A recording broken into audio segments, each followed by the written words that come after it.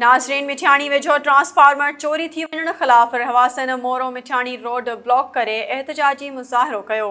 उन हवाले सां तफ़सील ॿुधाइण लाइ टेलीफोन लाइन ते मौजूद आहे SS न्यूज़ जो रिपोर्टर शौकत मलिक। जी शौकत, तफ़सीलुनि खां आगाह कजो। जी बिल्कुल, मां ॿुधाईंदो मिठियाणी लॻसेड़ा स्टापट कोरेजा सूमरा चन्ना मशहूरी बिरादरी जो 10 महीना अॻु बिजली जो ट्रांसफार्मर चोरी थी वञण खां पोइ पुलिस ऐं वापडा ख़िलाफ़ मिठियाणी मोरो रोड ब्लॉक करे एहतजाजी मुज़ाहिरो कयो वियो।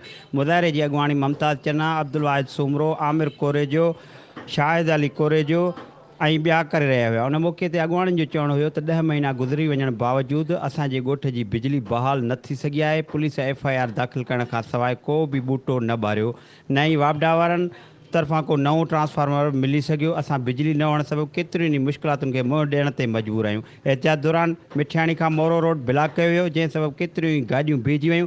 मुज़ाहिरनि चितार ॾिनो त जल्द खां जल्द असांखे नओं ट्रांसफार्मर ॾेई बेचैनी ख़तमु कई वञे, न त ॿी सूरत में ईद खां पोइ क़ौमी शाहराह ब्लॉक कंदासीं। जी शौकत मलिक, तफ़सील ॿुधाइण लाइ अव्हां जी महिरबानी।